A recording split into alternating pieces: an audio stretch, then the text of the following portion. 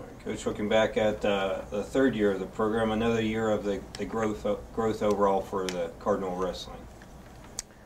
Well, we definitely made great strides this year.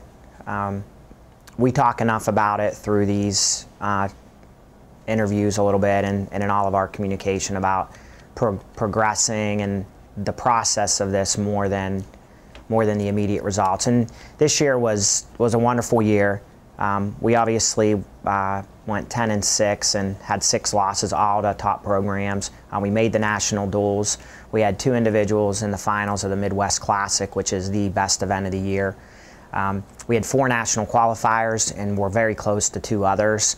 So although we didn't return any All-Americans, which is always the goal at the end of the year, I feel like we're in a really, really good position moving forward, and it really allows us to come back home and really reevaluate how we need to get to the top tier now, because we're very close to becoming a team that can contend with anybody, and we did that this year on occasion. So we need a good off season.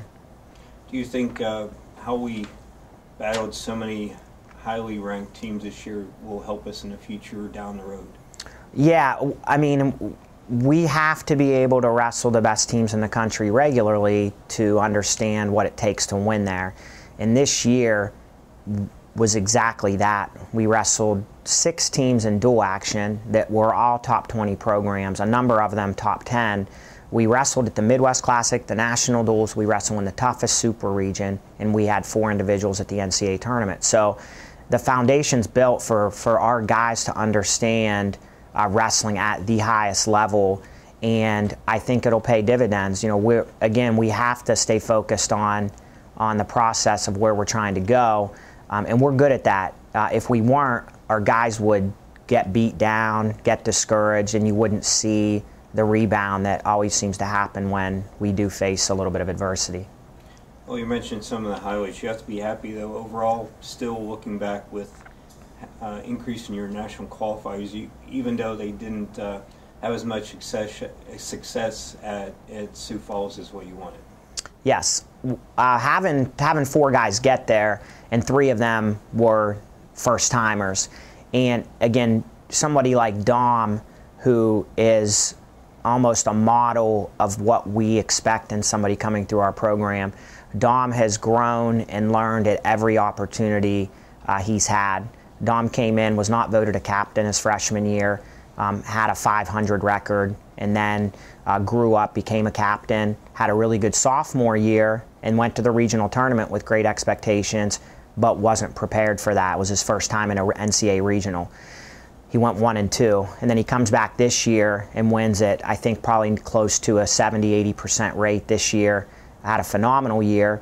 Goes to the regional tournament, wrestles well, and gets to the NCAA tournament, and wasn't, again, prepared for that as a first-timer. So next year I would expect you'll see him high on the podium, and that's what we need within wrestlers within our program. And I think with Sawyer, Logan, obviously Nolan had a tough draw at the NCAA tournament, and Nolan's more motivated right now than ever, and he's back at it working hard, and we're not even 10 days out. What do you feel the next step for people like Dom and Nolan, as you were talking about there, for the goals for next year for everyone else? Since we do return pretty much the whole entire roster back, as well as getting some great incoming people as well. Well, we had a team meeting last Wednesday, and we're at the point of our program with the maturity and being a 4th-year team that we are reflecting and identifying what we need to do to win a national title and compete for that next year. We believe that we have 7 to 8 guys in place right now that expect to go to the national tournament next year.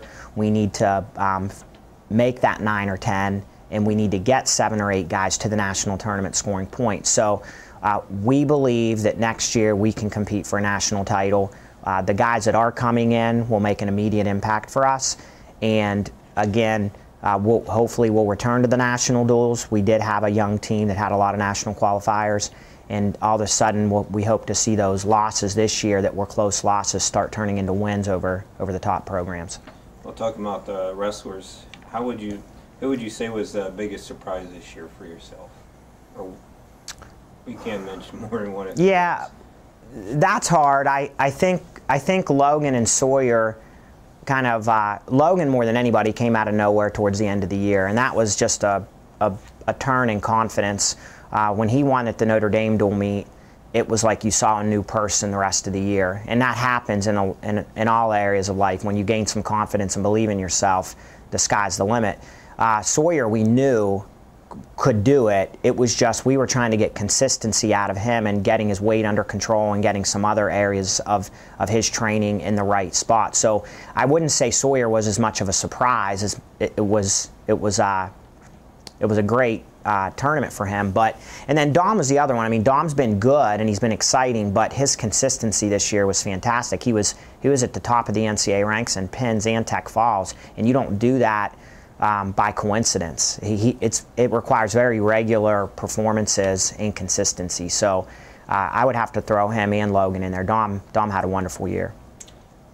Who would you say made the biggest growth, other than you were just talking about the surprises? Who would you say, not even ones that made the nationals, who do you feel are some of the ones that made the biggest growth as wrestlers?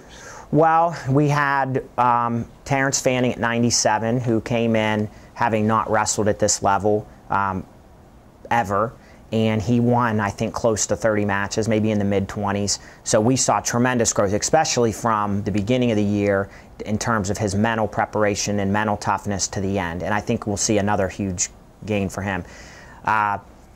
Keegan Driscoll had a great year. I mean, he was a true freshman in our lineup and just battled, and I think Keegan's another one with his mindset that you'll see a lot. And I mean, we could go up and down the lineup again. Growth is our primary focus, but I think those guys come to mind right away. And lastly, we watched the Division I national championships this past weekend and saw your future camp presenter wrestle one of the best matches, which heavyweight matches is what they were calling it, maybe one of the best ones. Yeah, Kyle Snyder won the heavyweight bout on Saturday night, and probably what was maybe deemed the best heavyweight finals ever.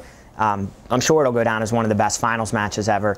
And that was exciting. I thought both wrestlers, it was such a fun match to watch, and with us bringing Kyle to the campus this summer, it creates a lot of excitement on our campus and in this area, and we make it a goal every year that we want the kids in this valley to have access to the best in the world without having to be too hard on them in terms of travel and money.